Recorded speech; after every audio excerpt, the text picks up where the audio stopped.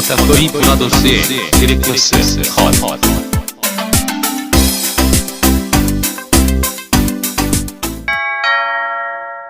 경고. 스포일러가 싫으신 분들은 청취를 피해 주시거나 영화를 관람하신 뒤 들어주시길 바랍니다.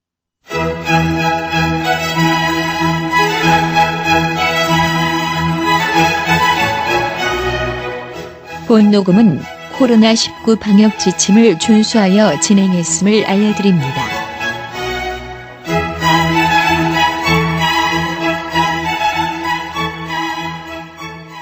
무려 200회까지만 하는 방송 꺼딱거리 브라더스의 디렉터스 컷. 오늘은 172회 시작합니다. 안녕하세요. 이 방송의 메인 호스트이자 숙주 이 감독입니다.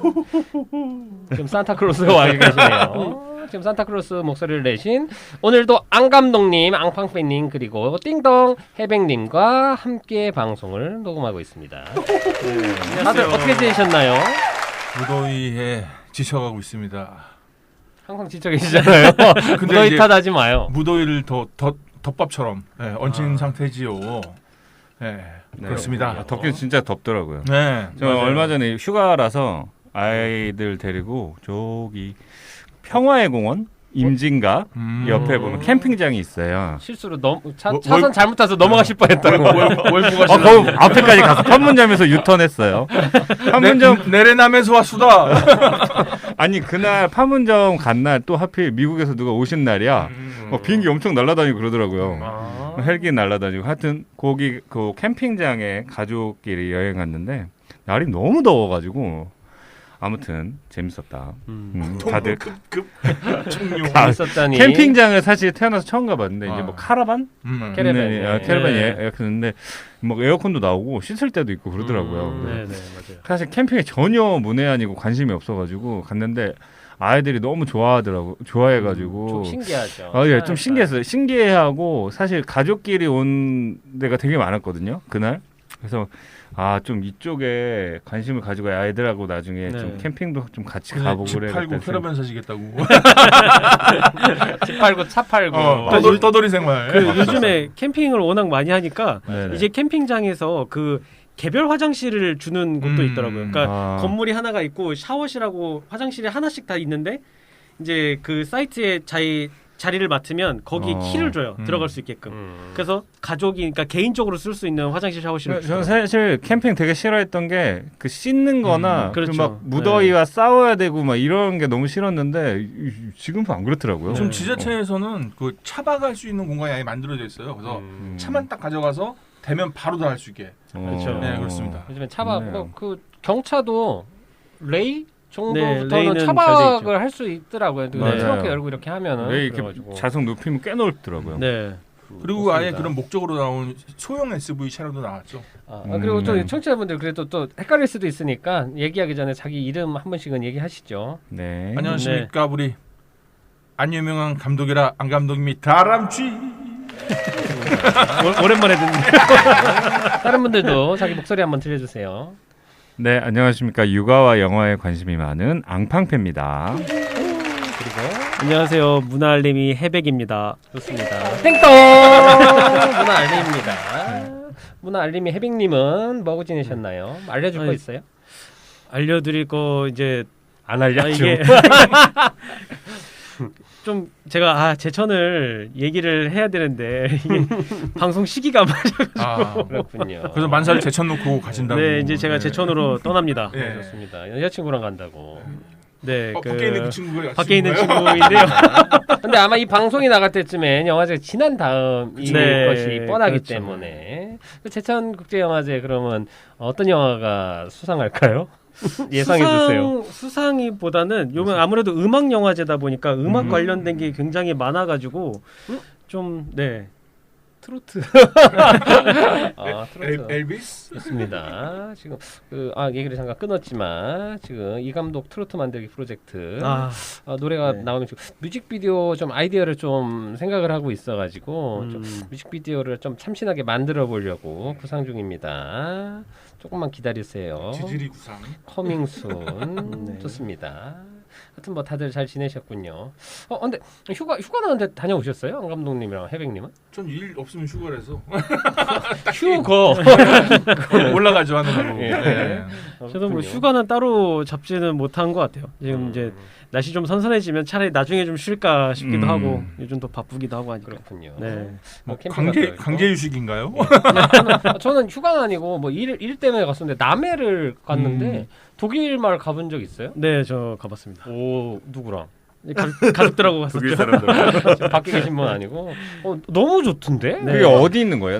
남해시? 남해시에 있습니다. 남해 안에 있는데 거기가 뭐 제가 들은 얘기로는 옛날에 그 파독 맞아 네. 파독 간호사들이 아. 그 뭐냐 국제시장 영화 보면 옛날에 돈 외화벌이 하러 많이 그쵸. 광부들하고 간호사들이 많이 갔잖아요. 그래서 간호사들이 가서 현지에 있는 독일 분들하고 결혼을 해서 사시다가 이렇게 좀 나이 드시고 다시 고향으로 가고 싶다 해서 독일에 있는 남편분 그리고 한국 그 교민 분들이 다시 내려와서 독일하고 가장 가까운 쪽이 남해라고 해서 그쪽에 정착을 하셨고 그런 모습들이 이렇게 하나 둘 쌓이다가 어떤 이제 그 군락 같은 걸 형성을 해가지고 지금은 그 근처에 새로운 카페나 뭐가 생겨도 건물 스타일도 다 독일식으로 짓고 네. 그래서 엄청나게 큰 진짜 거의 도시가 형성이 돼 있어요. 좋네요. 푸티 프랑스 이런 데랑 좀 느낌이 다릅니다. 그건 진짜 살고 계시고 그래서 너무 예쁘고 꼭 한번 다시 한번 가봐야겠다. 뭐 여담이긴 한데 사실 그 로마 갔을 때도 로마가 약간 그렇잖아요. 그 로마 몰라요. 저희가 그걸 어떻게 알아요? 로마가 진짜 옛날 아는 것처럼 물어봐. 그러니까 겉에는 옛날 건물 양식 그대로 살려놓고 안에만 맞아요. 예, 네. 뭐, 로마를 이태원처럼 얘기했어. 아시잖아요, 로마. 그래서 저 그 생각했었거든요. 우리나라도 사대문 안에 만약에 빌딩들이나 이런 거를 옛날식으로 다 지었으면 엄청나게 멋있었겠다는 그러니까, 생각이 사실 들더라고요. 뭐 북촌이나 이런 데들이 그런 식으로 좀 많이 하잖아요. 하는 데도 외관은 있죠. 네. 내비두고 아니면 뭐 익선동도 그런 느낌을 살리려고 좀 했는데 그렇게 막 의도적으로 만든 게 아니고 나머지들 전체적으로 그 참 외형이나 이걸 유지한다는 게 서울시장 한번 하셔야겠네. 저요? 저희 좀 구해주세요. 네. 구해주세요. 침수만 안 당하게 해주세요. 네, 좋습니다. 비리 없으시죠? 네. 전 못할 것 같습니다. 일단 서울 사람이 아니라서. 맞아요. 안 되네, 안 저 되네. 경기도민이에요. 상관 있나? 모르겠네. 제가 좀 알아보겠습니다. 밀어드릴게요. 알아본대요. 예, 좋습니다. 한 명 보내려고. 네. 좋아요. 우선은 근황 토크는 이 정도로 했고 이제 또 오늘 영화에 대해서 이야기를 해봐야겠죠. 오늘 유일하게 영화를 안 보고 오신 해백님, 오늘 영화 제목이 뭐지요? 네, 영화 제목은 맨입니다. 좋습니다. 남자의 복수죠. 맨입니다. 네. 사람의 복수라고 할 수도 있겠네요. 남자의 복수. M-A-N입니다. 어벤져스죠. 엑스맨의. 오늘 이제 영화를 저번 주에 이걸 다루기로 해서 골랐는데 충격적으로다가 해백님은 한산을 보고 오셨습니다. 애국자인 거죠. 남자 영화잖아요. 좋습니다. 우리 방송에 다룰 영화는 못 다루더라도 애국 행위를 멈출 수는 없다. 입갑 방송. 예, 태극기 들고 보셨다는. 자, 우선은 한산 어떻게 보셨어요?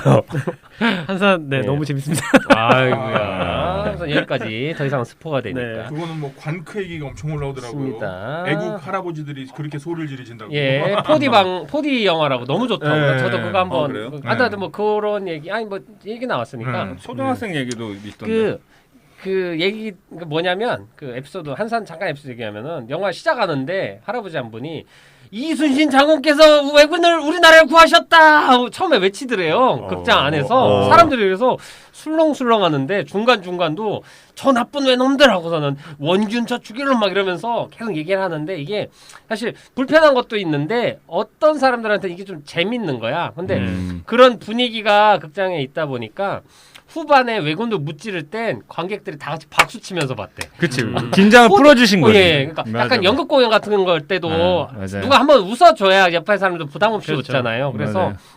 근데 분명 이거를 막 동의하기는 힘들고 싫어하는 사람도 있을 테니까. 근데 내가 영화 배급 홍보사면 그 할아버지 한테 우선 명예 홍보대사나 이런 거 해서 위촉장 같은 거 주고 감사하고 그때 그관에 있던 사람들한테는 무료 예매권을 뿌리면 엄청나게 긍정적인 홍보가 됐을 거라고 생각을 하는데 타이밍 이미 놓쳤으니까 저는 미국은 그런 케이스 있으면 영화 배우가 찾아가거나 영화사에서 가서 이벤트 해주고 그러거든요. 좀 멋있잖아요. 그쵸. 모두 기분 좋게 해주는 거니까. 뭐 비슷한 예로 그 저희 인터넷에 이제 올라온 이야기 중에 초등학교 얘기가 있어요. 요 한산을 초등학생이 보러 갔는데 한산이 다음 방송 보러 갔는데 시작 초에 외구들이 막 나오고 막 이러잖아요. 그때 갑자기 한숨을 계속 확 쉬더래요. 초등학생 자기 바로 옆에 앉았는데 초등학생이 막 이렇게 한숨 쉬고 막 이러더래요. 분해하면서 그러다가 마지막 이순신 거북선이 딱 등장하는데 애가 막 펑펑 울면서 와 실제로 그랬다 그러고 이게 이 한산 영화를 자손인가? 그 엄마들한테 얘기 들어보니까 초등학생들이 많이 데리러 가서 보여준대요. 그 초등학생들도 위인으로 다 아는 사람이니까. 누구나 사실 우리 초등학교 때 이순신 장군하고 세종대왕 최고잖아요. 그렇죠. 근데 지금도 뭐 거의 변함 없을 거라 생각하고. 광화문 이대장. 주목입니다. 하지만 한산에 대한 얘기는 여기까지만 하겠습니다. 안 감독님 안 보셨어요. 다음 방송 예고편이었습니다. 네. 다음엔 이거보다 훨씬 재밌는 이야기들이 다음 주에 또 펼쳐질 겁니다. 자, 그럼 오늘 영화 얘기로 들어가야지요. 알렉스 가랜드 감독의 맨입니다. 어떻게 보셨는지 한 줄 평 들어볼게요. 앙팡팬님. 태초에 여자와 남자가 있었으니 입니다. 뭐야 이게? 아담과 뭐야? 아담과 자, 우선은 제 한 줄 평할게요. 뭐 어쩌라고? 앙팡맨님한테도 고스란히 돌려드리고 싶습니다. 그래서 뭐 어쩌라고입니다. 어쩔 TV, 저쩔 TV, 안물안구, 우트다 영트다 우. 우영 너무 재밌어. 보시나요? 네 보고 있습니다. 너무 그러니까 딴 게 아니고 그냥 잠깐 봐도 그냥 보고만 있어 기분이 너무 좋아. 기분이 좋아져요. 박은빈이란 배우는 진짜 내가 보기엔. 와 진짜 희대의 대단한 그 캐릭터 연기를 한 여배우로 기억이 남을 것 같고 참 잘 자란 친구죠. 야, 이제 30살도 안 됐더라고요. 나는 너무 좋다. 아역 미래가 출신. 밝다. 예, 아무튼 자꾸 다른 데로 가. 이런 다른 얘기를 많이 한다는 건 오늘 영화에 대해서 사실 조금 얘기 안 나올 수도 있다. 이상한 장군 우영우 하고 있습니다. 우병우도 있었죠. 예. 자, 앙팡팬님. 네. 뭐라고 다시 한번 태초에 여자와 남자가 있었으니 저는 그냥 이 약간 그 뭐였냐 전에 우리가 봤던 그 여자 배우 나오는 영화 그 하비에르 바르뎀 나왔던 영화 있었잖아요. 마더요? 마더. 네, 약간 마더의 한 줄 평으로 해도 고스란히 쓸만한. 근데 사실 저도 되게 비슷한 마더 생각이 났었어요. 맞습니다. 그러니까 성경 얘기이기도 하고 의도적으로. 더더욱이나 이 감독이 얘기하고자 하는 게 굉장히 젠더 이야기라고 전 비춰졌거든요. 영화 보면서. 그러니까 사실 이 영화를 보고 그 젠더 이슈로 받아들일 확률이 제일 높다고 생각을 하고 나머지 대부분은 이게 뭔 소리야라고 받아들일 확률이 높다. 7대3 정도로 저는. 그리고 근데 그럼에도 불구하고 이 영화 너무 흥미로웠던 게 일단 연기자들의 어떤 쓰임새 같은 게 너무 흥미로웠고 또 그걸 또 소화해낸 연기자들도 대단했던 것 같고 그리고 영화의 만듦새 같은 기억에 나는 장면들이 몇 가지가 있거든요. 이미지들도 정말 아름답지. 되게 잘 만든 영화임에는 분명하다. 하지만 한편으로는 이 영화가 내포하고 있는 주제의식이 약간 부담스럽기도 하고 한편 뭔가 한쪽으로 너무 치우쳐 있는 게 아닌가라는 개인적인 의견이 좀 들긴 했었어요. 영화 보면서. 라고 생각을 또 하고 근데 그 스토리나 메시지에 대해서는 좀 얘기를 해봐야 될 것 같아요. 맞아요. 이게 사실은 감독의 의도를 정확하게 캐치하기 좀 어렵다라는 확률이 높은 것 같고 근데 각자 받아들인 게 뭐 정답이니까 근데 그게 다 다를 것 같아서 이따 한번 얘기를 해보고요. 안 감독님 한 줄 평.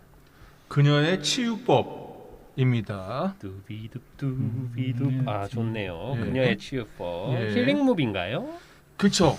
힐링 무비를 그로테스크하게 만든 거라고 생각을 했습니다. 그렇군요.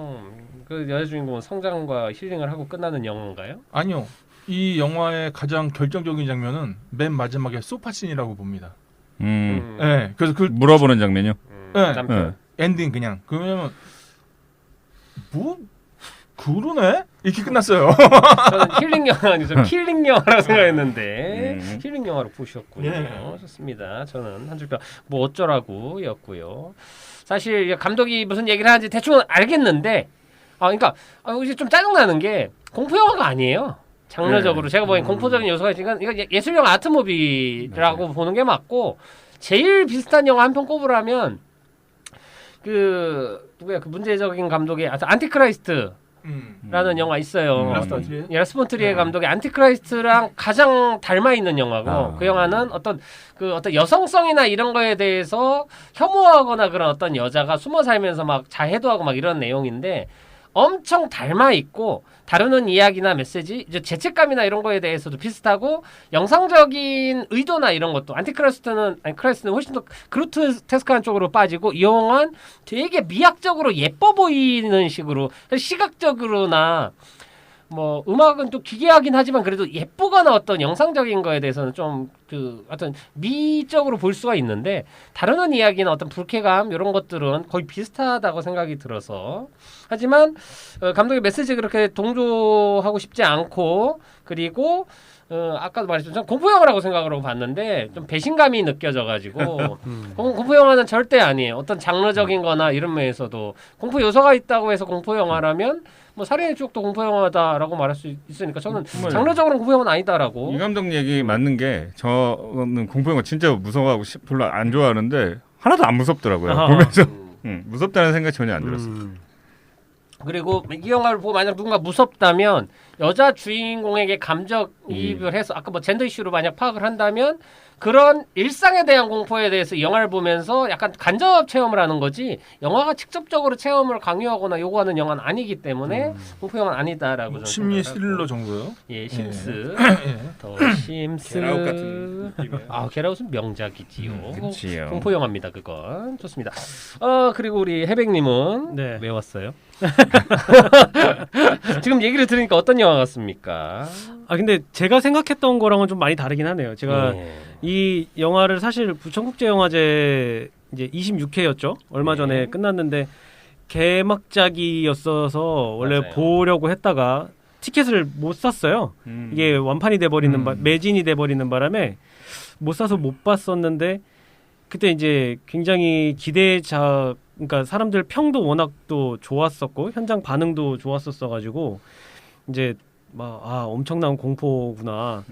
그리고 이제 또 이 주연 배우분께서 1인 구역을 하지 않습니까? 예. 그래서 그런 어떤 연출적인 부분에 기대가 많았는데 약간 얘기를 듣다 보니까 공포 영화랑은 좀 결이 다르구나 이런 생각이 좀 드네요. 최고도 뭐 근데 부천 판타스틱 영화제는 어떤 좀 고관여층들이 또 보고 뭐 예술 영화도 좀 좋아하니까 재밌게 봤을 것 같고 근데 이 영화가 메인 영화라고 해서 뭐지? 해백님 이 영화 말고 딴 거 본 영화 좀 재밌게 본 거 있다고 안 했어요? 인조인간인가 뭐 나오는 거? 듀얼이라고 했나? 네. 예. 듀얼 봤는데 이게 참 국제영화제 다니면서 이게 좀 소개시켜드리고 싶은 영화들이 좀 많은데 문제는 이게 볼 수가 없어요. 국제영화제가 아니면 제가 그래서 매년 찾아가는 거기도 하고 근데 듀얼 같은 경우는 이제 복제인간 얘기거든요. 그래서 판타스틱 영화제답게 SF 영화고 자기가 뭐 간단하게 얘기하면은 이제 자기가 살 날이 얼마 안 남으면 남아있는 사람들을 위해서 가족들을 위해서 자기를 복제를 해주는 회사가 있어요. 자기의 모양이나 모습을 똑같이 해가지고 복제를 해서 구분만 살짝 될 수 있게 이렇게 해주면 이 복제와 함께 생활을 하면서 계속 가르칩니다. 나는 이런 걸 좋아하고 이런 이렇게 살아왔고 내가 어린 시절 이래. 그러면 내가 죽고 난 다음에 얘가 내 인생을 대신 살아주는 거예요. 그 가족들 사이에서. 백업이군요. 네, 그래서 그런 내용인데 이제 문제는 이 주인공이 시한부 판정을 받고 큰 결심을 해서 이렇게 복제를 만들었는데 그게 오진이었던 거죠. 시한부가 아닌. 네, 아닌. 그래서 자기는 죽을 이유가 없는데. 아는 여자군요. 네, 그런데 이 친구는 이제 살고 싶어졌고 복제 인간은. 그래서 폐기 신청을 했지만 폐기가 안 돼서 둘이 이제 둘 중 한 명만 살아야 되는 이런 이야기를 다룬 영화라서 좀 흥미롭기도 하고, 네, 되게 재밌었어요. 그분이 나오죠.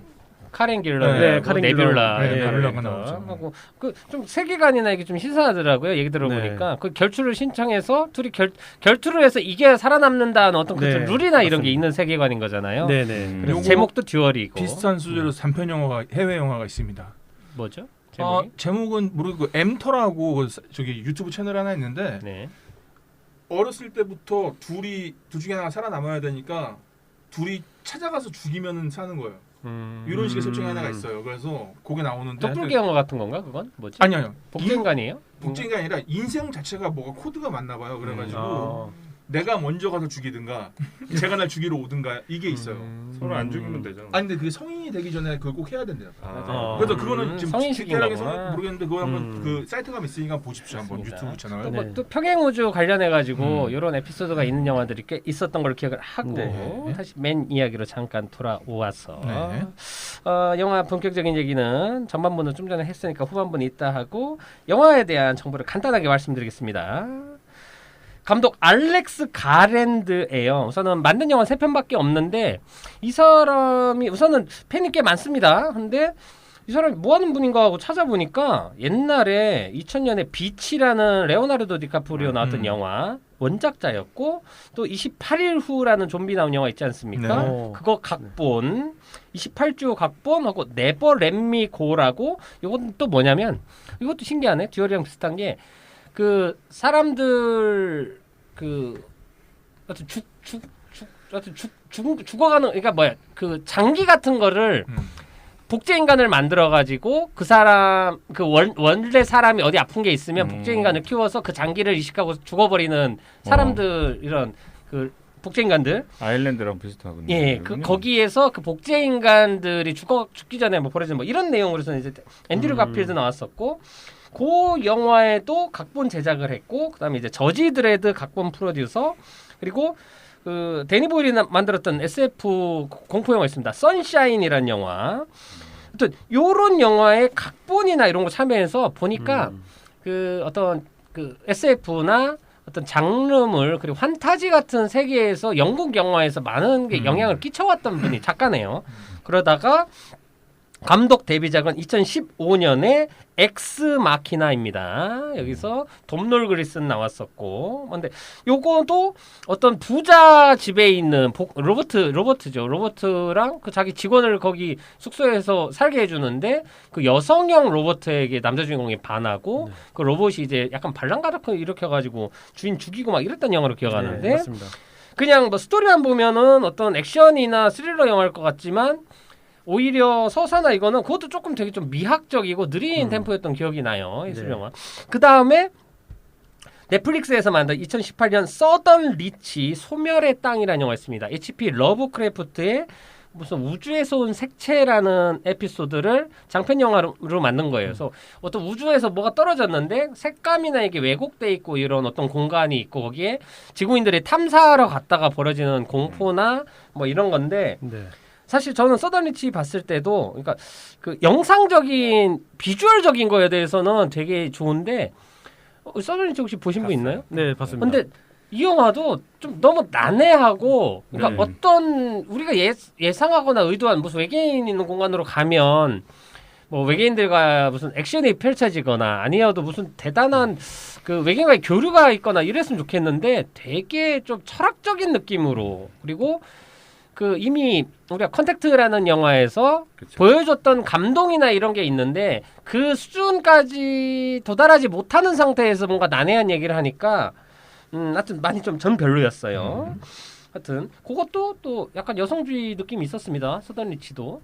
네. 그러다가 2022년 맨이라는 영화로 돌아왔고 이제 영화에 대해서 좀 얘기를 하고 그 맨 말고 그러니까 우선 감독 말고 배우 조금만 언급을 하면 두 분이 나와요. 우선은 제시 버클리라는 여자 주인공입니다. 저는 너무 좋았어요. 그냥 와 너무 매력적인데라는 느낌이. 배우들은 너무 더 좋았어요. 진짜 와 정말 멋있고 진짜 대단한 배우다. 그러니까 저 배우가 나오는 다른 영화 어서 보고 싶다라는 생각이 들 정도로 매력적인 여배우. 또 이 여배우가 혼자 거의 다 끌고 가는 영화이기 때문에. 그리고 그보다는 훨씬 더 익숙한 로리 키니어라는 1인 구역을 한 배우가 있는데 요 배우는 우리가 가장 많이 아는 영화는 블랙미러 에피소드 1에서 그 돼지랑 하는 거를 협박받는 총리 역할로 나왔었습니다. 네. 아주 그래서 명년기를 펼치죠. 진짜 세상에 제일 불쌍한. 지지율은 막 올라가는데 잠깐만 지지율? 아니 지지율은 엄청 올라가는데 가족들은 이제 쳐다보지도 않게 만드는. 그렇죠. 우린 어떻게 해야 되지? 와, 진짜 블랙미러 시즌 1. 그러니까 알죠? 그러니까 공주를 인재로 삼고 네. 구하고 싶으면 총리가 돼지하고 성관계 맺는 영상을 뿌려라. 해서 처음에는 막 사람들이 다 옹호하고 막다가 여론이 하기를 원하니까 그렇죠. 어쩔 수 없이 하지요. 그래서 하자마자 공주도 구하고. 근데 비상선언이네요. 거기에서 나와서 되게 간결한 인상을 줬고, 그럼 얼마 전에 그 이어즈인가 하는 영국 드라마 있어요. 뭐 정치랑 이런 것들에 관련해 가지고 되게 잘 만든 드라마인데 그 영화에서도 이제 드라마에서 주인공이었고, 그리고 제가 기억하는 건 샤이닝 후속작인가에서 젊은 잭 니콜슨 역할을 이분이 했어요. 닮았습니다. 얼굴이 그러네. 좀 더 통통하긴 한데 잭 니콜슨하고 상당히 닮아서 저는 그걸 좀 더 강렬한 인상이 있고. 잭 블랙 닮지 않았나요? 닮았지요. 보기에 따라서는. 하여튼 로리 키니어 이 배우는 뭐 영국 배우고 되게 좋은 연기파 배우라는 생각이 들고, 이 영화에서도 많은 긴장감과 불안함을 조성하는 연기를 보여줬고, 제 생각엔 이게 연극으로도 만들 수 있겠네라는 생각이 들더라고요. 여주인공 혼자 앉아있고 남자가 멀티로 나오면서 혼란스럽게 하는 그런 생각을, 심지어 남편까지 같은 배우가 해도 되지 않을까라는 생각을 하면서 우선은 줄일까 했는데 하나만 더 얘기하겠습니다.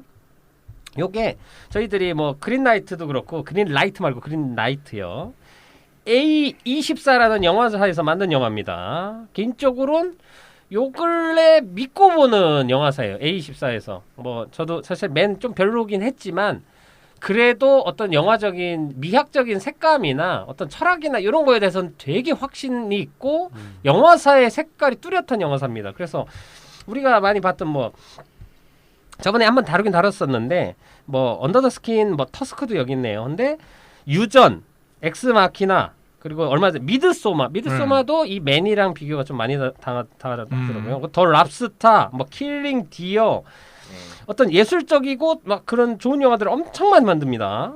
그리고 난해한. 예, 최근에 애프터 양도 그렇고, 미나리, 버스트 카우, 하고 램, 뭐 이런 영화들 하고, 하여튼 이런 걸 계속 만든 회사인데 좋아요. 그리고 점점 더 그 예술적인 어떤 작가주의 영화만 만들다가 대중적인 쪽으로 넘어오고 있는데, 그 결과물 중 하나가 지금 미국에서 개봉해서 엄청나게 흥행하고 있는 Everything Everywhere All at Once라는 영화가 있습니다. 양자경이 주인공이고 멀티버스 이야기인데 무슨 미국에서는 A24 영화 중에는 최고 흥행 기록을 하고 있고, 지금 실제 미국에서 본 분한테 그 인스타에서 얘기를 들었는데 엄청 재밌대요.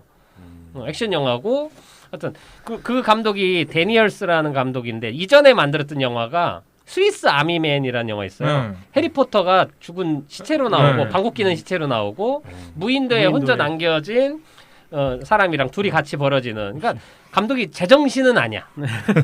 발괴한 영화죠. 예, 그리고 방귀 뀌는 그 가스를 이용해서 제트보트처럼 이제 그 시체를 타고 섬을 탈출하는 뭐 이런 내용인데 대박이다. 그리고 하여튼 대화도 가스로 해요. 그래서 트름 같은 걸로 대화 나누고, 아무튼 되게 특이한 발상을 갖고 있는 감독인데, 이 발상이 이번에 Everything Everywhere All at Once에서는 시각적인 거랑 맞춰지고 또 액션적인 요소가 가미되면서 엄청나게 대중적으로도 성공하고 있는 영화가 나왔다고 해서 개봉을 기다리고 있습니다. 하고 제가 보기엔 A24 영화 좋아하는 분들은 이 맨도 분명 좋아할 거라고 생각을 하면서 이 감독의 전설의 고향인가? 필모그래피인가? 전설의 필모그래피는 여기서 마치도록 하겠습니다. 짝짝짝. 똑똑 스토리 왔어요. 남편을 저세상으로 떠나보낸 한 여자 하퍼가 한적한 시골의 멋진 저택을 렌트해 2주간 머물기로 한다. 조금은 이상해 보이는 집주인 제프리에게 집에 관해 이런저런 설명을 들은 뒤 집 주위의 아름다운 경치를 구경하러 산책을 나서는 하퍼. 길을 따라 걷던 숲속에서 끝이 아슬하게 보이는 터널을 지나게 되고, 터널의 메아리를 재미있게 느끼던 찰나에 반대편에서 하퍼를 보고 그녀에게 달려오는 한 남자를 보게 된다. 기겁을 하고 왔던 길을 돌아가는 하퍼, 숲을 간신히 빠져나온 그녀는 안도하지만 곧 그녀를 지켜보고 있는 벌거벗은 한 남자를 목격하게 된다. 다음날 집 근처에서 다시 벌거벗은 남자를 발견하곤 경찰에 신고하게 되는데 경찰과 마을 사람들은 별일 아니라며 오히려 하퍼를 이상하게 대하기 시작하는데. 자, 이제 후반전 들어가겠습니다. 영화에 대해서 네. 또 본격적으로 얘기를 해볼까요? 우선 감독이 무슨 얘기하고 싶은 것 같아요? 저는 아까도 얘기했지만 이건 남자 여자 이야기이고 그런 은유가 너무 많다고 생각하거든요. 그러니까 그 남자 여자의 어떤 거에 대해서 사실 남성의 폭력성에 관한 이야기가 가장 저는 주된 요소였던 것 같고 영화 보면 그 여자가 휴가를 와고 그 저택에 머물 때 보면 이제 뭐 감독이 장치적으로 한 배우를 가지고 남자 대부분을 표현한 것도 그렇지만 남편을 제외한 모든 남자는 한 배우가 연기를 했죠. 얼굴이 똑같죠. 네네네. 얼굴이 다 똑같고 또 그 이제 집에 그러니까 경찰이들이나 누가 올 때 보면 남자들은 그 여자의 집에 잘 못 들어오거든요. 대부분 밀어내거나 처음에 제프리로 나오는 집주인 빼고는. 그런데 가만히 생각해 보면 여자 경찰하고 네. 여자 경찰이 있었구나. 여자 경찰이 한 명, 총 4명이 나오더라고요. 근데 여자 경찰하고 마지막에 친구는 집에 되게 가볍게 그냥 들어오잖아요. 이런 구도 자체도 사실 보면서 나중에 생각해 보니까 그렇더라고요. 그 남자들은 대부분 침입이나 침입하고 스토킹의 대상들을 하고 공격적으로 거기를 들어오고 어떻게 슈킹하려고 하는데 계속 막히고 계속 밀어내고 여자가 그거하고 맞서 싸우고 막 이런 장면들에 대한 연출을 보면서 그런 생각이 들었고 또 하나는 이제 최고의 문제의 장면이긴 한데 맨 마지막에 나오는 그 장면 같은 경우는 사실 그 전에 계속 싸우던 한 배우가 연기했던 남자들의 폭력성이 대를 이어서 오는 느낌이 들었거든요. 저는. 그러니까 아담에서부터 남편에게까지 내 바로 옆에 있는 남편에게까지 오는 이 남자의 큰 대서사시가 출산이라는 장면으로 다 맞물려서 오는 느낌이었어요. 그래서 마지막에 필요한 게 뭐냐고 난 사랑이 필요하다고 얘기하는 게 너무나 폭력적으로 느껴졌어요. 그러니까 그런 거하고 결부시켜서 연결했을 때 이렇게 오랜 세월 동안 힘들게 여자가 지키고 있었던 어떤 남자의 폭력성 안에서 버티고 지켜오고 맞섰던 여자한테 고작 하는 얘기가 난 너의 사랑을 원해라는 얘기가 폭력적으로 들리더라고요. 그래서 저는 보면서 이제 그런 생각을 했고 보면서 이 하퍼가 마을 사람들을 만날 때마다 남자들을 대부분 만나는데 다 남자들을 만나죠. 여자들을 만나는 걸 본 적이 없는 거죠. 여자가 없어요 사실상. 그래서 남자들이 근데 하나같이 좀 이상하게 대하잖아요. 그래서 매너도 이상하고 매너도 없고 그리고 이 여자한테 계속 말도 안 되는 얘기들을 자꾸 꺼내고 약간 성적인 농담들도 그렇고 막 근데 또 재밌는 건 이 여자 하퍼가 그 사람들을 무시하거나 뭐 이러기도 하지만 대부분은 또 집에 들어오려고 하거나 이럴 때 굉장히 맞서 싸우거든요. 방어 기제를 보여주죠. 그런 점을 봤을 때 이 감독이 얘기하고자 하는 게 결국 남자 여자와의 긴 세월 동안에 이 긴 세월이라는 것도 사실 은유적으로 하퍼가 처음에 집에 왔을 때 사과를 따죠. 맞아요. 그리고 성경에 나오는 아담과 헤와에 대한 어떤 상징이기도 하고 벌거벗은 남자는 사실 아담을 상징하는 것 같기도 하고 뭐 그래서 왜냐하면 처음에 그 출산 장면에서 처음에 시작하는 게 그 영화 뭐였죠 우리 아까 그린라이트? 거기서도 비슷하지만 마침 대자연처럼 시작해가지고 점점 남편까지 변하는 과정들도 그렇고 보면서 이게 남자가 가지고 있는 전형적인 아주 예전부터 오던 폭력성에 대해서 현재 여자가 이제 현재까지 와 있는 주소들 그리고 맞서 싸우는 느낌 뭐 약간 이렇게 저는 영화를 보면서 느꼈어요. 이동진 씨네요. 야, 오늘 방송 여기까지 뭐 완벽하게 설명을 해주신 것 같아요. 아니. 근데 보면서 그런 생각 들었고 겸손해. 그러면서도 한편으로는 영화 만듦새가 너무 좋았어요. 장면들이. 근데 사실 이거는 뭐 이제 앙상페이님 개인의 해설이고 네네. 사실 요 영화에 대해서는 답은 없는 게 맞아요. 이게 우선 두 개로 나눠야 되는데 실제 벌어진 사건이 뭐냐면 우선은 따져볼게요. 이게 좀 충의를 나눠가지고 얘기를 해볼게요. 실제 벌어진 사건이 뭔지는 그러니까 우선은 남편이 아내하고 싸우고 나서 이제 자살을 했다. 이혼에 대해서도 좀 강요나 이런 걸 하고 그래서 자살을 하면서 끔찍한 모습으로 죽은 게 남아 있다. 요게 이제 저는 요것 때문에 그 남편의 어떤 남자 폭력성과 함께 이 여자가 갖고 있는 죄의식이 병행되는 거라 이게 해석을 다르게 할 수 있는 게 하나는 뭐냐면 하나는 남성들의 폭력에 대해 얘기하는 것처럼 보이는데 그게 진짜 사실일 수도 있고 또 다른 하나는 이 여성이 갖고 있는 자기 죄의식 방어 기제가 왜곡시키고 있는 현실 부정을 하고 있는 것처럼 보일 수도 있는 거예요. 사실 문제는 자기 안에 있는 걸로 해석될 수 있어서 요거에 따라서 좀 해석의 여지가 좀 달라지는 것 같고 근데 중요한 건 이 집에 온 다음에 벌어지는 일들이 개연성이나 이게 정확히 없어요. 실제로 어떤 그 대자연에서 누가 어떤 벌거벗은 사람이 와서 본 게 사실인지도 전 잘 모르겠고 왜냐면 경찰들이 하는 태도나 이런 걸 보면 사실 모두가 비현실적이라 사실 진실이 뭔지를 모르겠어. 그리고 이 영화 이제 끝을 보면 자동차를 갖고 막 이상한 데서 들이받는 건 사실이고 그리고 마지막에 막 누군지 모르는 저택에도 피가 있고 자기 몸에 피가 묻어있는 상태로 여자가 앉아있는 상태에서 끝나버리지 않습니까? 미소를 지으면서 끝나죠. 해백님 왜 계속 끄덕끄덕거려요? 리액션이요. 네. 리액션이 좋은 유튜브도 아닌데. 받아줘도 아 그래요? 뭐 말이라도 하던가. 근데 사운드도 안 들어가. 머리만 계속 흔들고 내가 계시니까. 안 보고 와서 아는데 되게 쫄려요. 뭔가 해야 될 것 같아. 맞습니다. 그럼 좀 이따 한산도 하죠. 네. 근데 그 엔딩에 대해선 어떻게 해석을 해야 돼요? 그러니까 진짜 그 벌어진 사건만 따지면 그러니까 그냥 제가 해석할 수 있는 한 가지는 이 여성이 갖고 있는 그 죄의식이나 이런 거 그리고 피해 망상 같은 것 때문에 혼자 막 원맨 쇼를 하고 실제 그 피해 대상이 있다면 전 집주인일 확률이 높다. 남성에 대한 어떤 두려움이나 그런 걸로 그 남성을 해치고 그 상황에서 사실 저는 그 여성은 남편하고도 얘기를 하고 자기 근본적인 문제나 원인에 대해서 좀 파악을 하고 해소가 된 것처럼 표정이 보인다고 생각을 해요. 근데 현실에선 누군가를 죽이는 이상한 사람인데 심리적으로는 뭐 안정적으로 됐다라고 그냥 분석이 됐는데 사실 이렇게 해석을 하면 영화가 만들 필요가 없는 영화가 되기 때문에 좋은 영화는 아니야. 근데 아무리 생각해도 누구의 피인지 이런 거에 대해서 이제 그 친절하게 설명을 안 하기 때문에 맞아요. 그리고 힌트도 없어요. 사실 별로 영화가. 그래서 맞아요.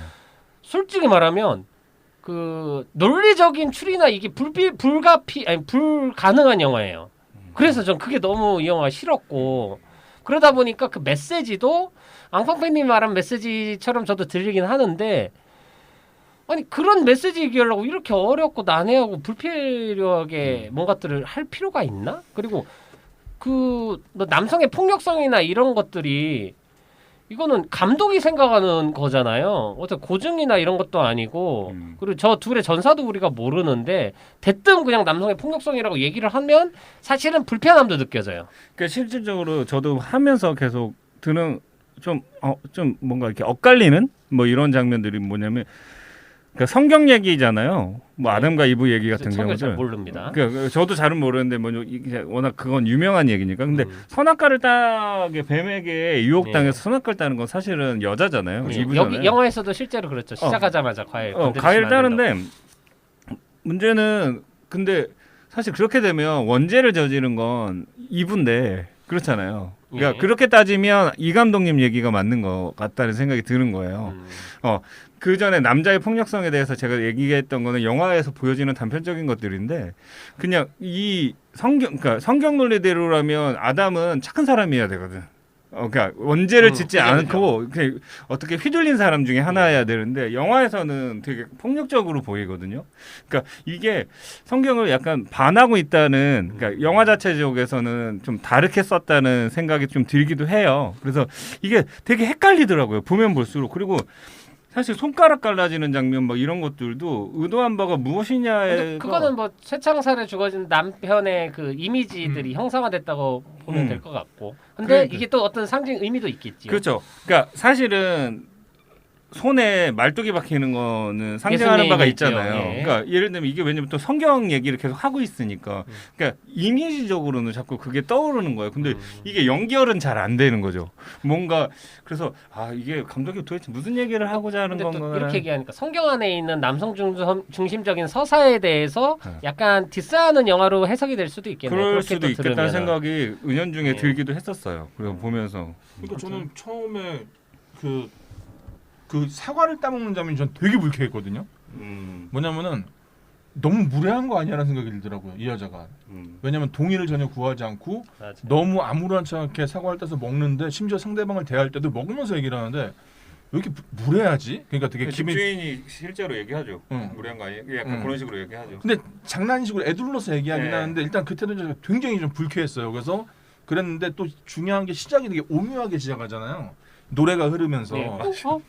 아니 그 팝송. 팝송 맞아요. 근데 이 팝송 찾아봤어요. 그래서 이 팝송 제목이 러브송이더라고요. 그리고 내용이 이걸 다 함축하고 있어요. 그냥 내용 자체가 가사가 예를 들면은 당신이 당신의 사랑을 줄 때까지 우리가 할 수 있는 일은 더 이상 없습니다. 사랑은 우리가 여기 온 이유입니다. 아무도 당신에게 더 많은 것을 제공할 수 없습니다. 내 말을 이해하세요? 이거예요. 이게 맨 마지막 슈퍼신이랑 난 딱 붙더라고요. 그리고 엔딩 음악도 러브송이에요. 근데 뭐냐면 앞부분 건 여자가 부르고 엔딩은 엘튼 존이 불러요. 리메이크 곡으로. 이 노래 가사가 그냥 함축적인 거로 저는 생각을 했어요. 그래서 또 하나 그러니까 이 영화를 보면서 처음에는 너무 고민을 했어요. 이게 무슨 얘기를 담는 거지? 뭐 선악과부터 해서 막 이런저런 생각을 다 하다가 맨 마지막에 소파 장면을 딱 보면 중간에 약간 놨다가 소파 장면 딱 보면서 그냥 그 얘기 하려고 했구나. 뭐냐면 너무 시덥지 않은 얘기를 하는 거예요. 내가 봤을 때는 남녀가 싸웠어. 그리고 여자는 상처를 받았고 남자는 죽어버렸어.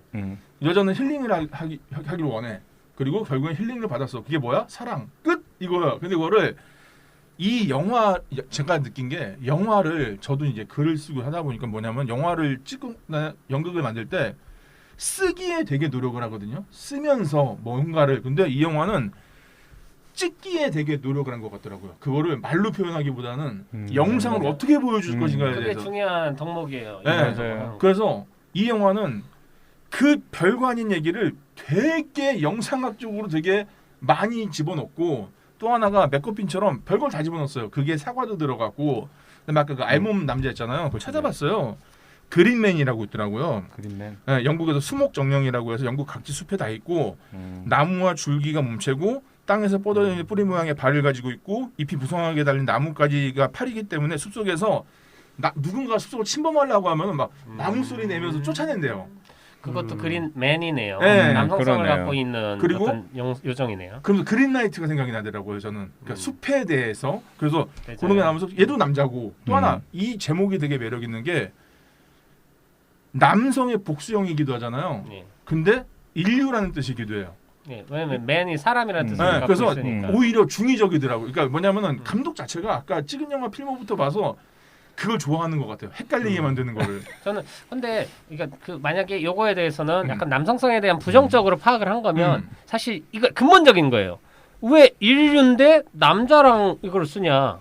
맞잖아요. 그건- 남성 중심의 언어인 거잖아. 왜냐하면 우먼도. 그게 태초 자체에서는 남성이 다 중심이었어요. 아니 뭐 그러니까 네. 그거를 디스하는 제목일 수라는 있다는 아니 거죠. 그러니까 제 말은 영화가. 그게 이 사람을 의도할 수 있는데 난 그걸 의도했다기보다 그러니까 이것처럼 계속 헷갈리게 만드는 게 예를 들면 맨 마지막에 다 남성들이잖아요. 네. 근데 여성 성기에서 태어나요.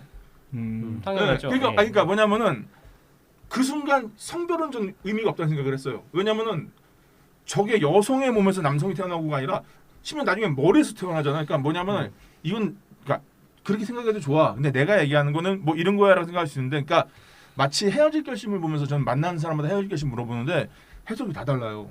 근데 들으면은 그럴싸해요. 근데 이 영화를 보면서 그 불쾌한 몇 장면들이 있기도 하고 또 하나가 그 저기 맨 마지막에 집에서 여자가 뛰쳐나오는 장면에서 두 분 중첩돼서 나오기도 하고, 그러니까 이게 되게 보는 사람으로 하여금 많이 떡밥을 던져주는데 그걸 너무 아무렇지 않게 내 모든 스트레스를 소파씬 하나로 끝내버렸어요. 그래서 왜 그런 거야? 난 사랑을 원해. 알았어. 끝. 그러니까 이게 그 15년 전에 아이디어를 얻어가지고 15년 전에 얻어서 계속 시나리오를 바꾸고 쓰고 했다고 하더라고요. 근데 감독 인터뷰한 걸 보니까, 그러니까 애초에 아이디어를 얻은 건 이제 뭐 그 그린맨 그런 나무 기원 찾아가면서 또 15년 전에 이제 이 감독의 딸이 태어났거든요. 그래서 딸하고 또 얘기를 하면서 이 남성성의 폭력에 대한 얘기를 좀 넣어보자라고 해서 시작을 했다고 하더라고요. 딸 얘기 들어보니까 뭐 버스 이렇게 타고 있는데 약간 누가 만졌다라던가 이런 얘기들을 좀 기반으로 해가지고 그런 얘기를 좀 하고 싶었다고 얘기는 합니다. 그러니까 네. 이게 또 네, 했었죠. 감독이 했었죠. 네. 저는 또 그런 것도 얘기했잖아요. 그때 헤어질 때도 얘기했는데 이 여자가 아이폰을 써요. 그래서 악당은 아닐 것 같은데. 아니 왜냐면은 그게 되게 중요하게 사용되거든요. 그 그래요? 페이스타임 같은 경우도 되게 중요하게 맞아, 사용이 돼요. 맞아. 네. 그리고 사실 그거보다는 애플이라는 게 중요하지 않을까요? 그다음에 사과니까. 예. 굉장히 그 제가 굉장히 싫어하는 것 중에 하나인데 자기를 위기에 방치하는 걸 전 되게 싫어해요. 그러니까 처음에 이 여자가 사과를 먹는 것도 불쾌했는데 이 지역에 와서 본인이 혼자라는 사실을 너무 오픈을 해요. 그러니까 내가 보는 입장에서 되게 불편하더라고 그게. 왜냐면은 사실 안전하지 않은 공간이잖아요. 거기가 문 걸쇠 하나 열쇠가 하나뿐이 없는 집이에요. 너무 큰 집에 그리고 되게 동떨어져 있는 집에 자기 혼자 있다는 게 너무 어필이 되니까 그 이거는 영화를 떠나서 현실에서도 사실은 저는 뭐 남자도 그렇지만 여자 혼자서 여행을 간다는 거에 대해서 저는 굉장히 좀 그러니까 여행을 안 좋아하는 것도 근데 있는데 사실 그거는 반대로 말하면 남자 혼자 그 집에 살면 위험할까요? 라고 생각을 할 수 있는 거지. 이 영화에서는 의도겠죠. 그거마저도. 여자니까만 유일하게 느낄 수 있는 공포인 거죠. 뭐 그리고 또 어차피 주변에서 다 공격해 들어오는 게 자꾸 이 집에 들어오려고 하는 게 정말 남자들이니까. 그리고 또 그것도 재밌어요. 뭐냐면 남자들이 이 집에 들어오려고 노력을 하잖아요. 근데 결국 들어오면은 아무것도 못해. 그러니까 칼 맞거나 손 잘리거나 이러지 어떻게 하지 못해. 그리고 또 하나가 재미있는 캐릭터들이 전부 다 이상한 놈들 맞는 게 어린 놈이 싸가지가 없고 타락해 보이는 성직자가 있고 뭔가 보편적으로는 그래도 뭔가 선역이 하나 있기 마련인데 술집을 갔더니 나를 노리듯이 찾아보는 남자들만 있고 신부도. 경찰 같지 않은 경찰도 있고 근데 맞아요. 사실 그러니까 영화는 그러니까 남자들이 다 위협적이고 적이고 불쾌한 존재로 그려지는 건 사실인데 사실 그러니까 우선 두 가지를 우선 첫 번째로 얘기하고 싶은 건 왜 똑같은 얼굴에 같은 배우를 썼냐에 대한 거예요. 요거 이게 어떤 이미지나 어떤 의미로 받아들일 수 있느냐에 저는 대해서. 이게 여자의 선으로 봤는데 예를 들면 이거예요. 우리가 선악과를 따먹었다고 했잖아요. 근데 그걸 원죄라고 부르잖아요. 근데 요걸 뒤틀면은 깨어난 자예요. 그러니까 네오 같은 건가요? 그러니까 선악과를 먹음으로 그러니까 뭐냐면 선악과를 먹지 않았으면은 그 알몸인 걸 몰랐다고 하잖아요. 이걸 먹는 순간 알게 되는 것처럼 깨어난 사람이에요. 또 하나 이게 성경에 있는 말인가 모르겠는데 어느 마을에 미치광이들만 살더래요. 근데 왜 사는가 봤더니 그 우물에 누가 독을 탄 거예요. 그래서 그걸 먹어서 미쳐버린 거예요.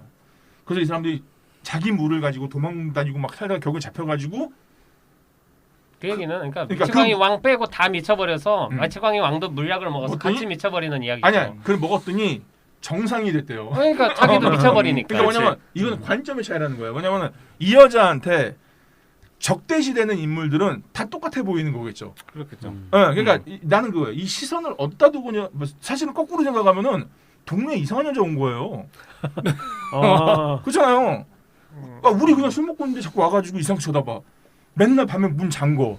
근데 저 집은 막 불도 깜빡깜빡해. 그러니까 아까 이 감독님하고 저하고 얘기했던 것처럼 그 양면성이 있어요. 이 영화가 자체가 양면성도 있고, 그러니까 사실 그러니까 그걸 분석을 하려면, 그러니까 이 현상이 왜 벌어졌냐에 대해서 조금 이따 얘기를 하려고 했는데, 우선은 이게 사실 그냥 남자만 있어도 되잖아요. 근데 한 얼굴로 계속 했다는 거고 왜 하필 저 배우의 저 얼굴일까가 조금 저는 의아했고, 그리고 사실 이 영화를 제일 재미없고 제가 별로로 본 게. 사람이 똑같은 얼굴로 보이는 것 자체가 저는 뭐 상징이 아니고 어떤 현상이고 이거에 대한 이유를 난 설명을 해줄 줄 알았어요, 영화가. 예를 들면 뭐 이 여성분이 안면인식 장애는 어떤 뭐가 그 트라우마 때문에 생겼다거나 이게 아니면 뭐 디아더스처럼 뭐 귀신이거나 뭔가 이런 개연성이 있을 줄 알았는데 사실은 사실 불필요한 연출이에요. 사실 그냥 남자들만 해도 되는데 어떤 재미나 아까 안 감독님 말한 것처럼 메이크업핀적인 요소는 있는데 요게 대단한 쾌감이랑 그래서 그래서 한 명이었구나라는 효과가 별로 없어가지고 저는 사실 그건 효과가 없었어요. 그래 로리키니어가 할 이유가 나는 왜 저러 그러니까 별거 아닌데 괜히 있어 보이는 것처럼 느껴졌고 그 장면을 위한 빌드업이 아니었을까요? 맨 마지막에 자꾸 이렇게 거듭나고 결국에는 이거를 한데 위한 그 마지막에 계속 그 반복해서 낳는 거는 이게 뭐 앙팡팬님은 계속 그 남성성이 계속 재물임됐다기도 한데 그 다른 식으로 또 제가 해석을 어디서 본 건 이게 결국에는 어떤 풍경에 계속 자기 복제를 하면서 반복되고 있다라는 그 자기 복제라는 키워드가 그 똑같은 사람들 남성성을 똑같은 얼굴을 보여주면서 어떤 폭력이나 이런 것들이 계속 복제돼서 있다 뭐 이런 걸로도 해석이 되긴 하는데 근데 이게 하여튼 그 애 낳는 걸 뭐라고 하지? 출산. 그러니까 출산에 그러니까 만약에 이게 계속 분배되는 거면 뭐 갈라지거나 이래야 되는데 이건 출산의 개념이라서 대물림이 훨씬 더 뭔가 상징성이 더 커다. 아니 대물림이기도 한데 네. 계속 반복돼서 그러니까, 나오는 거니까 그렇죠, 하고 그 반복되는 것 중에 결국에 이 뭐가 복제되느냐에 대한 근원을 따지면 제가 보기에는 여기서 남편이 나온 건 이게 사실 남성성이라고보단 그러니까 제 해석은 남편과에 대한 어떤 이슈에 대한 그거에 대한 두려움일 수도 있고 죄책감일 수도 있는 근원을 찾아낸 거예요. 이게 그리고 그 남편에 대한 근원에 대해서 자기가 지우고 그냥 보편적인 남성성에 대한 두려움으로 생각을 하고 있었는데 그 근원을 따져 보니까 남편과의 어떤 문제였다. 그 사랑의 부재든 뭐든. 그리고 이게 또 있는 게 그 손이 갈라진 것도 남편 때문에 그런 거라고 봤는데 또 하나가 첫 장면에서 추락할 때 눈이 마주치잖아요. 근데 이거 보면은 남자의 표정이 되게 나는 되게 신기한 게 사실 난 실족사처럼 보이더라고요. 누가 밀었다? 아니 여자가 예. 사과를 안 받고 내보냈잖아요. 예. 그 남자가 이 여자한테 들어오려고 그러니까 이 영화에서 모든 남자들은 이 여자 집으로 들어오려고 해요. 예. 근데 남편이 여자가 문을 안 열어주니까 창틀을 통해 있자 그 예. 한 것처럼 들어오려고 하다 떨어진 걸 수도 있겠다. 맞아요. 그건 대사에 있어요. 아니 근데 그게 이 여자의 변명일 수도 있다는 거죠. 밀었다는 거예요? 아니. 그러니까 영화가 그건 흥미진진하네요. 재밌지. 영화가 너무 그러니까 재밌는데. 여지가 너무 아니 사실 영화보다 우리에게 훨씬 재밌어. 네. 너무 재밌는데. 사실 영화는 그렇게 재미가 없는 게 아까 그냥 중간에 약간 살짝 묻혔다니까. 우리가 말을 재밌게 하는 거야. 듣겠어요. 근데 그러니까 이 여자 이 뭐냐면은 이렇게 보면은 와, 여자의 시선에서 남성들의 공격성과 이렇게 생각할 수 있는데 거꾸로 생각하면은 이상한 소리 하고 있어가 될 수 있다는 거죠. 좀 과한 거 같고. 아니 삐할 거니까. 근데 예. 뭐냐면은 그러니까 내가 보는 거예요. 이 영화의 이 감독의 그전에 필모를 봤을 때 뚜렷하게 뭘 주는 사람은 아닌 것 같아요. 그래서 생각의 여지를 네, 여지를 주는데 지가 생각하는 건 있겠죠. 근데 난 그래서 이 영화가 재밌는 게 뭐냐면 그런 해석의 여지가 있다는 게 재밌다는 거니까 내가 맞아요가 아니라 난 이렇게도 보이던데요. 근데 맞아요. 그렇게 보니까 그러니까 아까 진짜요. 딱 그 소파 장면에서 아유 그러니까 그 맨 마지막 여자가 풀 보면서 웃잖아요. 나도 그 표정이 되더라고요. 이게 별거 아닌 얘기를 되게 이렇게 영화적으로 많이 잘 풀어놨네 하고 보니까 편했는데 이런 얘기를 들으니까 그것도 난 너무 재밌는 거예요 지금. 맞아. 또 중요한 게 그러니까 결국에는 이게 근원을 찾아야 돼요. 그러니까 이게 원인이 그러니까 왜 이런 현상이 벌어졌냐로 가면은 결국엔 이 여성의 마인드로 갈 수밖에 없어요. 근데 그게 아까 처음에 하던 얘기지만 실제 벌어지고 있는 남성들에 대한 폭력성에 대해서 이 영화가 보여주는 거냐 아니면 그러니까 폭력성에 대한 얘기냐 자기 자신이 입고 있는 죄책감에 대한 이야기냐 두 개로 분할하면 해석이 많이 달라지는데 죄책감에 저는 해소. 저는 죄책감 쪽으로 가야 훨씬 더 좋은 영화라고 생각을 해요. 그래. 사실 그러면 앞에 벌어졌던 남성들의 이러면 이것도 말이 돼. 똑같은 남자로 보이는 것들이 그치. 그냥 남성성을 대표하는 게 아니고 이 여자 갖고 있는 일루전이 환상들인 맞아요. 거예요. 그렇게 되면 해석은 이미 되네. 필터를 씌워서 보고 있는 거기 때문에 똑같은 모습으로 그러니까 색안경 끼고 보이는 건 이 여성분인 거죠. 그렇게 생각을 하면 마지막엔 자기의 공포나 두려움 이게 원인이 뭔가를 찾아가서 남편과의 어떤 그리고 그 앞에 뭐 시족사는 어떤 거든 실제로 여자가 죽이지 않았어도 이미 자기 말을 한 다음에 죽었기 때문에 그리고 남편이 죽은 이유를 정확히 모르기 때문에 자기 탓을 할 수밖에 없어요. 자기 때문에 죽었다고 여성분은 생각을 할 거예요. 그리고 자기가 죽인 거에 대한 죄책감에 대한 방어 기제로 저 사람들이 나쁜 거야 남자 탓이야라고 말하던 사람이 어떤 거에 대해서는 결국엔 그 남성과의 사랑이나 이런 거에 대해서는 부재나 내 결핍 그 소통의 어떤 것들이 이렇게 된 거구나라는 원인을 찾아서 두려움이 끝이 나는 것처럼 보이면 사실은 좀 말도 되고 저는 좀 괜찮은 메시지라 생각을 하는데 사실 이 영화를 보고 표면적인 걸 본 분들 그리고 해석은 되게 젠더 이슈나 페미니즘적인 영화로 보는 경우가 많고 근데 저는 그러면 이 영화가 되게 협소해지는 것 같아요. 맞아, 편협해지는 것 같아서 편협해지는 것 같고. 근데 보고 싶은 방향으로 보는데 감독도 굳이 그냥 남성들은 공포적인 존재다라는 얘기를 하고 싶진 않았을 것 같은데 근데 감독이 그렇게 해석될 여지가 너무 많다. 감독이 저도 이제 이 감독님 얘기 들어보니까 그게 더 효과적이고 더 맞는 것 같긴 한데 그러면 근데 이유를 조금 더 정확히 줬으면 좋겠다. 예를 들면 처음에 이혼할 때 이 여자가 어떤 것 때문에 이혼했는지가 안 나오잖아.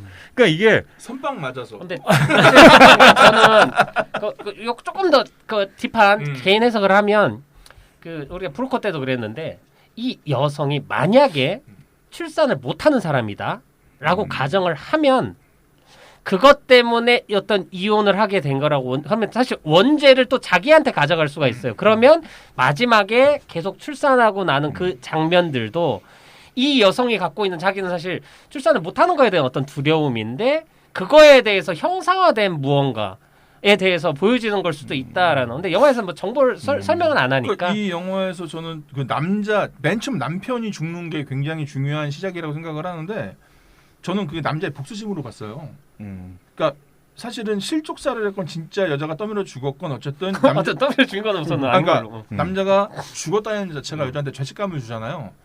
구체적으로 말씀드리긴 어려운데 제가 이거 유사한 경험을 한 적이 있어요. 네. 그래가지고 되게 충격 먹은 적이 있었거든요. 남자가 죽었어. 근데 여자한테 복수하려고 죽었어요.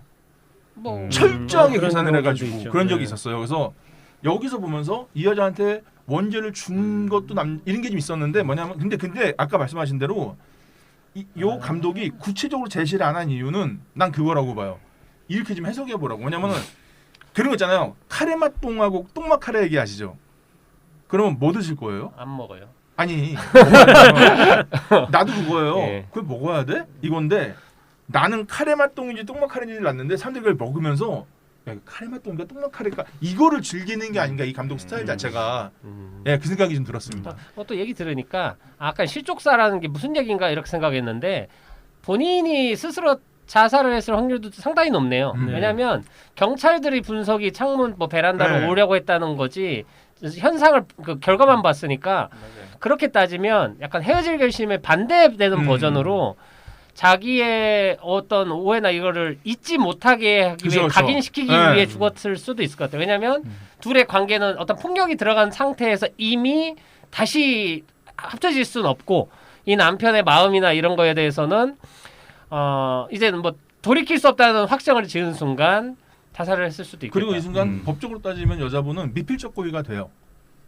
그러니까 미필적 고의가 된다고요. 자기가 그거를 원한 건 아니었지만 그 상황을 만든 거에 있어서 미필적 고의로 죄책감을 갖게 만든. 그러니까 그렇게 판단할 수도 있다라는 그러니까 그런 거죠. 그러니까 가능성이라는 게 그래서 만약에 남자의 철저한 계산으로 복수심을 여자에게 평생 죄책감을 주기 위해서 계산을 해서 죽었을 수. 그러니까 뭐냐면 얘기한 대로 이게 그거예요가 아니라 요렇게도 해석 한번 해볼 수 있다는 그런 얘기죠. 맞아요.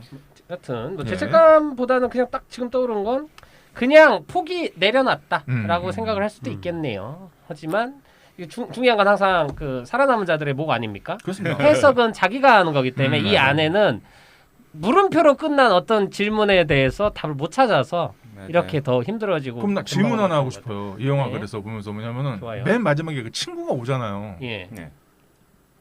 둘은 뭐 했을까요? 네? 둘은 뭐 했을까요? 무슨 얘기예요? 그러니까 누가 둘이에요? 그러니까 여자 주인공이 있고 예. 그 친구가 차 타고 왔잖아요. 네. 그 여자가 아니면 발견하잖아요. 예. 그 다음에 둘은 뭘 했을까요? 무슨 대화를 나눴겠죠? 대화. 근데, 야 그것도 신기하네. 그분 또 임신한 상태로 네. 오잖아요. 그러니까. 솔직히 처음에 그냥 배 나온 건 아니겠지 뭐 생각했는데 분명히 어떤 형성이 있고 제가 보기엔 여자 주인공이 약간 그게 불가능할 확률이 높다라는 또 생각이 드네요. 결핍에 대해서 그리고 갖고 사실 있는. 계속 중간에 그 여자랑 통화하잖아요. 네. 근데 저쪽 여자가 굉장히 시니컬하게 반응해요. 보통 살짝 무시하면서. 그래서 상상 한번 해봤으면 좋겠어요. 그래서 만약에 그렇게 됐어. 그러면 둘이 어떻게 됐을지. 뭐 집에 갔다든가 아니면은. 근데 네. 제가 보기엔 피가 있고 그래서 정신병원을 가야 될 것 같은데. 네. 어떻게 생각해요? 근데 안 해봤어요? 한번 생각해봐요. 근데 막 대단히 뭐 극적인 뭐가 벌어지진 않을 것 같아요. 생겨지진 않고요. 그냥 예. 집에 갔을 것 같기도 하고 아, 데리고. 예. 저는 오히려 되게 재밌게 놀았을 것 같더라고요.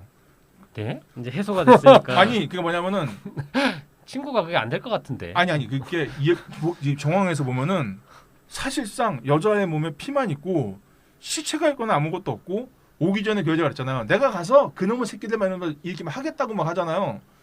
그 나는 그 얘기 들으면서 진짜 저러고 놀 수도 있겠는데라는 생각이 들더라고요. 피가 묻어 있는 친구를 보고 놀 생각이 들지는 않을 것 같다는 생각이 듭니다. 좀 그게 될 것 같더라고요. 모두를 이상한 사람을 만드는. 아니 그렇잖아. 이 영화 예. 자체에서 정상인이 한 명도 안 나와요. 아니 뭐 다른 얘기인데 저는 네. 영화 보면서 처음에 공포 영화로 알고 봐가지고 약간 긴장하면서 봤는데 그 긴장의 사실 이 영화에서 긴장의 최고 고조는 전 터널 장면이었어요. 거기 이후로는 무서움을 느낀 적은 없지만 그래도 바지 근데 적시다 적시셨던 사실 터널 장면은 개인적으로 너무 좋았어요. 잘 만들었어요. 터널 장면 너무 음악 그 감독이 그 최고의 영상으로 꼽은 게 그거더라고요. 아, 그 그래요? 터널 아, 장면. 왜냐면 그게 어떤 보면 건지 잘 모르겠는데. 살인의 추억도 떠오르구나. 딱 알 수 있어요. 왜냐면 어. 그 메아리 들리는 요걸 이용하는데 마지막에 정말 저쪽에서 남자가 하나 딱 일어나는 거 아. 남자가 딱 그림자로 일어나고 음. 그 사람이 자기한테 달려오거든요. 근데 그 장면이 무섭다. 공포스러웠어요. 그 정말. 예. 딱 그게 장면이 서스펜스죠. 기억이 납니다. 예. 네. 근데 하여튼 뭐 그냥 저는 총평을 전언하면 이게 음. 알렉스 가랜드 감독이 그러니까 그리고 A24 영화들이 좀 비슷해요. 그린라이트도 음. 그렇고 친절하기보단 불친절하고 뭐 시각적으로 예쁘고 작가주의를 많이 하는데 데우스 엑스 마키나에서 서던 리치랑 여기까지 온 걸 보면 이분은 앞으로도 대중적인 영화를 만들 생각은 전혀 없는 것 같고 근데 문제는 아트무비 같은 걸 만들어도 팬들이랑 같이 나가는 사람이 있어요. 아니면 뭔가 삐딱선을 타면서 벗어나는 분이 있는데 그 우리가 전에 그 봤던 노아랑 그 마더 만든 감독이 사실 후반으로 갈수록 초반에는 레퀴엠이라 이런 영화 만들고 그리고 뭐 그 레슬러랑 브렉스만 만들 때만 해도 대중들까지 환호하는 작가주의 감독이었는데 후반으로 갈수록 자기 세계 안에 빠져서 그러니까 뭐 메시지나 이런 것도 공감이 안 되고 혼자만의 세계에 빠지는 그러니까 그런 감독 중에 잘 풀린 게 드니 빌레브고 안 풀린 감독이 그 감독이라고 생각을 하는데 데란 에로노브스키. 근데 예. 똑같은 사람들. 근데 이분도 좀 그쪽으로 가는 느낌이 들어가지고 제가 보기엔 아주 호평을 하는 사람도 많지 않을 것 같아요 이번 영화는. 그래서 그래서 조금 아쉽다. 취향에 맞았습니다. 그래서 뭐 취향은 네, 그럴 것 마이너한 취향이 있으니까. 안 감독님이 약간 그럴 것 같아요. 약간 말투가 네 놈이 그렇지. 미드소마랑 또 비교를 많이 해. 근데 미드소마도 아주 좋은 영화는 아니에요. 근데 제가 봤을 때. 미드소마랑은 달라요. 이거는. 뭐 다르고 그 공포 영화라는 정체성도 그건 좀 더 명확하고 그 감독은 사실 유전이라는 영화처럼 진짜 대박인 영화가 있었기 때문에 아무튼 자 그런 그러면은 얘기는 드디어 하고. 갈까요? 예, 지금 여기서 중요한 거는 글렌 프리멘틀이라는 음향 감독이에요. 그러니까 제일 처음 이 영화 검색하면은 음악 감독이 아니라 음향 감독이 먼저 나오는 게 이 사람이 이분이랑 작업을 되게 많이 하셨습니다. 감독이랑. 그래서 이분이 글렌 프리멘틀 이분은 그래비티로 아카데미 음향상 수상하셨고 우리나라에서 러브 액츄얼리 뭐 V4 벤다타까지 참여해서 커리어가 굉장히 좋으세요. 그래서 이분이 사운드에서도 굉장히 뭔가 일가견이 있으신 것 같고 그래서 또 이제 또 찾아봤더니 음악 감독이 2명입니다. 한 명이 제프 버로우고 한 명이 벤 솔즈벨인데 제프 버로우라는 사람은 포티쉐드라는 트립합 밴드 멤버였어요. 근데 트립합 그러면은 뭔가 약간 힙합 같은 느낌이 들잖아요. 그게 아니라 검색해서 들어보시면은 세상에 이런 우울한 음악이 없습니다. 그러니까 거의 그러니까 사이키델릭하면서 굉장히 우울한 장르가 트립합이에요. 그래서 거의 자살을 유발시킬 정도로 굉장히 그 이상이에요. 그래서 한번 들어보시면은 이런 미친 음악이구나 할 정도가 되고 그다음에 그 같이 작업한 벤 솔즈벨이라는 분은 일단 뭐 여러 개의 밴드 활동도 하시고 그러면서 이런 거 하셨고 제일 중요한 게 이 세 명이 이 감독이랑 그 엑스마키나 작업 같이 했고 서널리치 소멸의 땅도 같이 했고 컨저링3 악마가 시켰다 요것도 뭐 참여했다고 하는데 같이 했는지 모르겠는데 근데 여기서 중요한 게 역시 음향 감독 이야기가 왜 나왔냐면은 이 영화는 오프닝과 엔딩에 러브송이라는 곡 하나로 그냥 매조지가 돼요. 그 곡이 전부예요. 제가 봤을 땐. 그래서 약간 이게 영국 영화잖아요. 근데 마치 제3세계 영화처럼 그냥 음악보다는 그런 사운드나 내러티브로 승부하는 영화가 아닌가 이 생각이 미국 들었어요. 영화. 아니 여기 자체가 배경 자체가 영국으로 알고 있는데. 아니, 네, A24가 미국 영화사니까 그래서 미국 영화죠. 알겠습니다. 그래서 근데 느낌은 그러니까 로케이션이랑 배우들이 영국 배우들을 쓴 그리고 거지. 근데 영국인데도 느낌은 제3세계 같은 느낌. 그러니까 저는 사실은 잠깐 헷갈린 게 초반에 영화 보다가 경계선 감독이 만든 줄 알았어요, 이 영화를. 그러니까 뭔가 낯선 서늘함이 약간 있더라고요. 그래서 그런 건가 싶었는데 아까 말씀 들어보니까 그 필모를 쭉 보니까 A24 예, 이 제작사건 다 봐야겠네요. 제가 딱 맞는 것 같아요, 결이. 그래가지고 좋습니다. 예, 여기까지 DDR 하겠습니다. 다람쥐. 네, 잘 들었고요. 다람쥐 또 오늘 왔네요. 네, 더워서 제가 데리고 나왔습니다. 아, 그렇군요. 수고하셨습니다. 다람쥐. 아무튼 뭐 문제작입니다. 이거는 맞아요. 맞습니다. 보신 분이 많지 않을 것 같긴 한데 문제작인 건 확실하고 추천도 못 하겠고 그래서 누구한테 추천해야지 좀 애매해요. 이게 나 말고는 없어요. A24는 네. 사실 막 그 믿을만한 기묘한 영화도 많고, 근데 뭐 애프터 양이나 그리고 카우보이 뭐 그런 것처럼, 그러니까 퍼스트 예, 퍼스널 카우는 이런 감동적이거나 뭐 이런 것들이 있는데 요 영화는 좀 기괴함이나 이런 것들만 있고 사실 어떤 메시지나 이런 것들은 조금 난해한 게 좀 있어가지고 난해요. 조금 쉽게 추천은 못 드린다라는 말씀을 드리고, 그리고 중요한 건 오늘 저희가 뭐 많은 이야기를 했는데 이건 좀 짚고 넘어가야 돼서 뭐 성경 종교적인 이야기나 그리고 페미니즘에 대해서는 사실 우리는 전문가는 아니기 때문에 그냥 맞아요. 우리가 일반 대중이나 우리가 알고 있는 수준에서 얘기를 나눈 거기 때문에 좀 참고해 주시기 바라고요. 자, 다음 영화는 오늘 대사량에 적었던 해백님, 다음 영화는 뭐지요? 띵똥님 아닌가요? 띵동! 한산 용의 출연입니다. 한산 용의 출연. 엔터로 드래곤. 네. 조선이 그렇게 만만합니까? 내가 언제 조선 좋아한다고 했습니까?